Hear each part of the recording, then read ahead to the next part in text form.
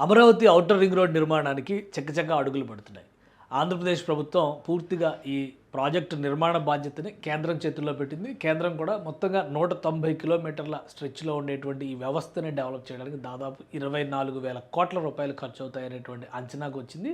దీనిపైన గత జనవరిలోనే అంటే 2026 జనవరి నాటికే టెండర్స్ పిలవడం, సెలెక్ట్ చేసేటువంటి కంపెనీల విషయంలో కసరత్తు చేయడం, అలైన్మెంట్ బాధ్యతలు, భూ సేకరణ బాధ్యత మొత్తం కూడా రాష్ట్ర ప్రభుత్వానికి అప్పగించడం జరిగిపోయింది.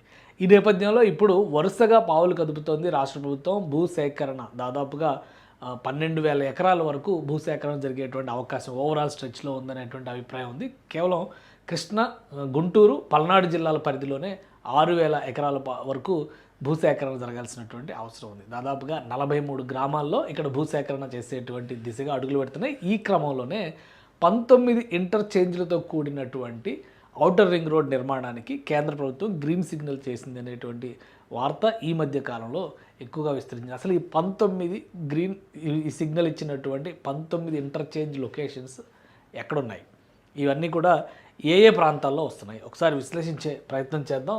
అమరావతికి సంబంధించినటువంటి ఔటర్ రింగ్ రోడ్డు ప్రణాళిక ఆల్రెడీ అందరికీ తెలిసిందే. ఇది ఇంతకు ముందర చాలా కాలం క్రితమే రిలీజ్ అయింది. రోడ్ నెట్వర్క్ విషయంలో రాష్ట్ర ప్రభుత్వం ఒక కీలకమైనటువంటి బాధ్యత తీసుకుంది. మొత్తం ఇదంతా కూడా outer ring road, red line ఉన్నదంతా కూడా ఔటర్ రింగ్ రోడ్ అవుద్ది, బ్లూ లైన్ ఉన్నదంతా ఇన్నర్ రింగ్ రోడ్ అవుద్ది. ఇది కోర్ క్యాపిటల్ ఏరియా, అంటే అమరావతి సీడ్ ఏరియా అంటున్నారు కదా, seed access, seed capital area అంటున్నారు కదా. ముఖ్యమైనటువంటి భవన సముదాయాలన్నీ ఇక్కడ వస్తాయి. మిగతా అంతా కూడా ఒక ప్రణాళికాబద్ధమైన మాస్టర్ ప్లాన్ అమలు చేసేటువంటిది ఇదే అనమాట. సో దీనికి ఇప్పుడు ఈ 190 కిలోమీటర్ల పొడవైనటువంటి అమరావతి ఔటర్ రింగ్ రోడ్ని 12 ప్యాకేజీలుగా కాంట్రాక్టులు ఇచ్చేటువంటి ప్రయత్నాల్లో కేంద్ర ప్రభుత్వం ఉంది. ఇదే క్రమంలో రాష్ట్ర ప్రభుత్వం కూడా వీలైనంత వేగంగా రైతులతో సమస్యలను పరిష్కరించేందుకు ఇటీవలే ముఖ్యమంత్రి చంద్రబాబు నాయుడు ప్రత్యేకంగా భేటీ అయ్యారు.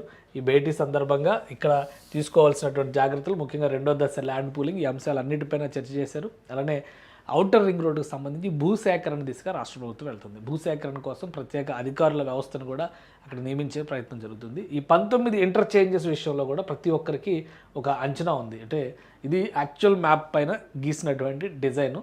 నేను ఒక ఇమేజ్ మీకు చూపిస్తాను. 19 ఇంటర్చేంజ్ల లిస్టుతో కూడినటువంటి, ఇదే ఆర్డర్లో ఉన్నాయని కాదు, కొంచెం కిందికి పైకి పక్కకి జరిగి ఉండొచ్చు ఇవి, కానీ వచ్చేటువంటి లొకేషన్స్ మాత్రం పక్కాగా ఇవి అనేటువంటి ఒక సమాచారం వచ్చింది. ఉదాహరణకి ఇది ఔటర్ రింగ్ రోడ్డుకి సంబంధించినటువంటి మొదటి ప్లేస్ కింద మనం ట్రీట్ చేస్తే, ఈ పైన ఒకసారి ఇది జూమ్ చేసి చూస్తే ఇది కృష్ణానదికి నార్త్ ప్లేస్, అంటే ఈ కేతనకొండ దగ్గర నుంచి ప్రారంభ స్థానం ఇది అవుతుంది. మొదటి ప్రణాళిక ఇది ఏంటంటే 65 NH65 అనమాట. ఈ రోడ్డు అంతా NH65. ఇది విజయవాడ, హైదరాబాదు, అలానే మచిలీపట్నం వరకు వెళ్ళేటువంటి రహదారి, అటు నాగ్పూర్ వరకు కూడా వెళ్ళేటువంటి రహదారి అనమాట. ఇది మొత్తం మ్యాప్కి సంబంధించినటువంటి లొకేషను, అలానే ఔటర్ రింగ్ రోడ్డుకి సంబంధించినటువంటి ప్రణాళిక. కృష్ణానదికి ఇటు పక్కన, ఇటు పైన ఉన్నదంతా అటు ఉమ్మడి కృష్ణా జిల్లా, ఇటు ఉమ్మడి గుంటూరు జిల్లా. ఇప్పుడు ఏంటంటే జిల్లాల విభజన జరిగింది కాబట్టి ఎంట్రీ పాయింట్ ఇక్కడ, స్టార్టింగ్ పాయింట్ ఇక్కడ వస్తుంది. ఇది కంచికచర్ల ప్రాంతానికి సంబంధించినటువంటి లొకేషన్. ఇక్కడ కేతనకొండ దగ్గరేమో ఇన్నర్ రింగ్ రోడ్డు ఉంటుంది. కేతనకొండ నుంచి ఇన్నర్ రింగ్ రోడ్డు ఇటువైపు కంచికచర్ల, ఈ రెండింటికి దాదాపుగా 15 కిలోమీటర్ల డిస్టెన్స్ ఉండొచ్చు. ఇటు మనం కిందికి వెళ్తే కనుక ఇది విజయవాడకి దీనికి కూడా ఒక 20 కిలోమీటర్లు 30 కిలోమీటర్ల డిస్టెన్స్ ఉండొచ్చు అనమాట.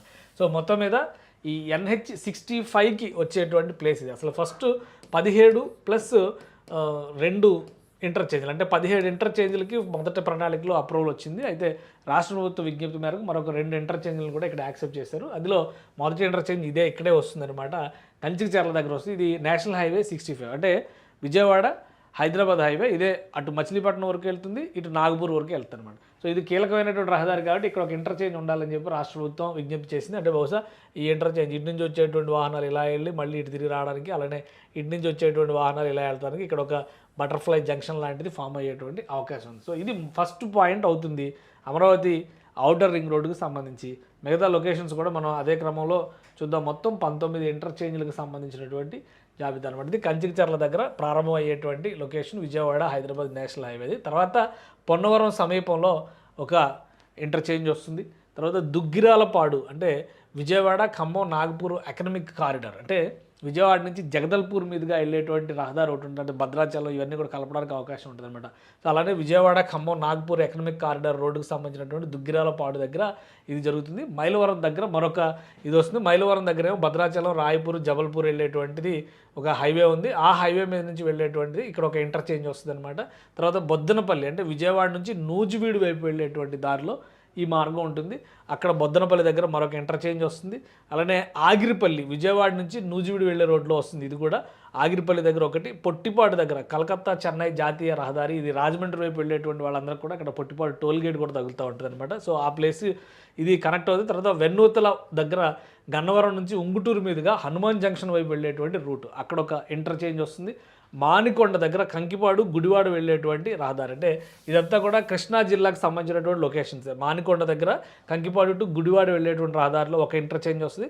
చలివేంద్రపాలెం నుంచి దావులూరు వెళ్ళేటువంటి దారిలో మరొక ఇంటర్చేంజ్. ఇది మచిలీపట్నం విజయవాడ హైవే కనెక్ట్ అవుతుందన్నమాట. సో ఇవన్నీ కూడా ఇక్కడ నుంచి ఇక్కడ వరకు ఉన్నవన్నీ కూడా ఉమ్మడి కృష్ణా జిల్లా పరిధిలో ఉన్నటువంటి లొకేషన్స్, లేదా ఇప్పుడు ఎన్టీఆర్ జిల్లా ప్లస్ కృష్ణా జిల్లా పరిధిలో వచ్చేటువంటి లొకేషన్స్. ఇక రెండో వైపు కృష్ణానదికి యువతలి పక్కన మనం ఒకసారి మ్యాప్ చూస్తే కనుక మీకు క్లియర్ పిక్చర్ అర్థమవుతుంది. అంటే ఈ లొకేషన్లో ఇక్కడ కల్చికచర్ల నుంచి మొదలైతే కనుక ఈ రూట్ అంతా కూడా ఇలా తిరిగి మొత్తం ఈ ఏరియాలన్నీ కూడా తిరుక్కుంటూ వచ్చి పోతవరప్పాడు, మెట్టపల్లి ఇవన్నీ తిరిగి పొట్టిపాడు. ఇక్కడ పొట్టిపాడు అంటే ఇది ఆల్మోస్ట్ గన్నవరానికి సమీపంలోకి వచ్చేటువంటిది.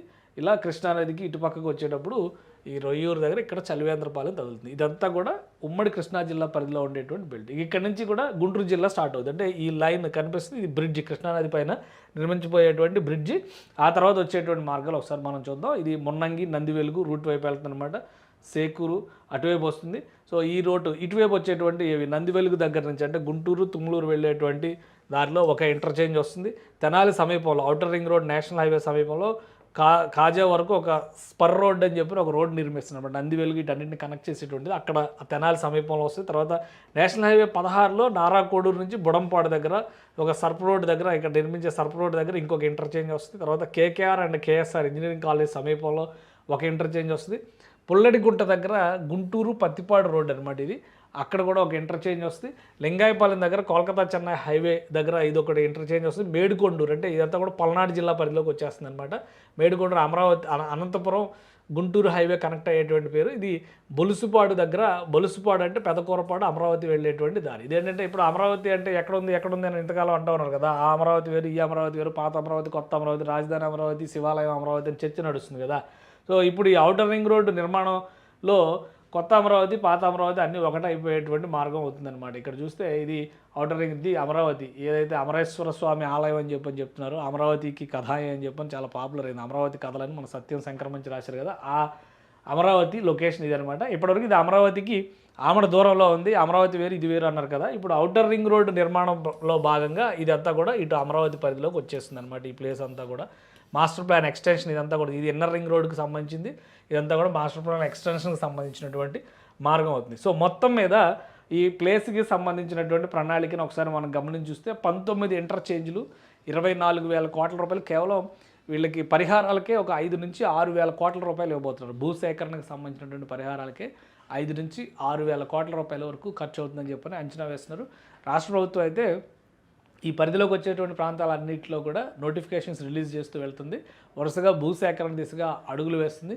ఇప్పటికే సిఆర్డీఏ పరిధి ఎంతవరకు, ఇప్పుడు రాజధాని అయిన తర్వాత సిఆర్డీఏ మొత్తం దీని పరిధిలోకి వస్తుందని చెప్పారు. కాబట్టి ఇన్నర్ రింగ్ రోడ్ అయితే కంప్లీట్గా సిఆర్డీఏ పరిధిలోకి వస్తుంది. ఔటర్ రింగ్ రోడ్డు సిఆర్డీఏ పరిధి దాటి అవతలకు ఉన్నటువంటి ప్రదేశాలు కూడా కొన్ని ఉన్నాయి. సో వీటన్నిటిని దృష్టిలో పెట్టుకొని పనులను వేగవంతం చేసేందుకు రాష్ట్ర ప్రభుత్వం ప్రత్యేక అధికారులను నియమించేటువంటి పనిలో నిమగ్నమై ఉంది అతి త్వరలో. ఎందుకంటే జనవరిలోనే టెండర్స్ కాల్ ఫర్ చేశారు, ఫైనల్ చేసేటువంటి ప్రాసెస్లో ఉన్నారు. బహుశా ఒక నెలన్నర రోజుల్లో అమరావతి ఔటర్ రింగ్ రోడ్డుకి సంబంధించినటువంటి అధికారిక ప్రకటన వచ్చేటువంటి అవకాశం ఉంది. ఆ తర్వాత ల్యాండ్ కంప్లీట్ అయితే కనుక, భూమి కనుక చేతిలోకి వచ్చినటువంటి ఉంటే 12 ప్యాకేజీల రూపంలో ఎక్కడెక్కడ అవైలబిలిటీ ఉందో ముందు అక్కడ కన్స్ట్రక్షన్ మొదలుపెట్టేసేటువంటి అవకాశం ఉంది. కనీసం 2 నుంచి 3 ఏళ్లలో ఈ ప్రాజెక్టు పూర్తి చేయాలని చెప్పని రాష్ట్ర ప్రభుత్వం భావిస్తుంది.